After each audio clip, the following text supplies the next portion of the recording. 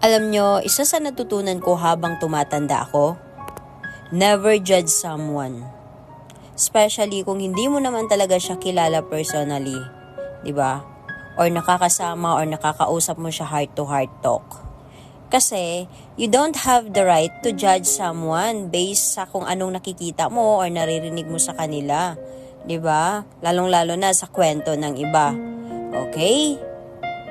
So, kung ako sa inyo, shut up ka na lang. Kung ano may naririnig mo about sa kanya, huwag ka nang mag-comment or magbigay pa ng opinion dahil hindi mo naman talaga alam kung anong totoo. Diba? Huwag kang makinig sa chismis dahil minsan yan ay dinadagdagan. Okay? So, kung wala kang alam sa buhay ng taong yun, manahimik ka na lang. Diba? And start to mind your own business dahil hindi ka rin nila pinapakialaman.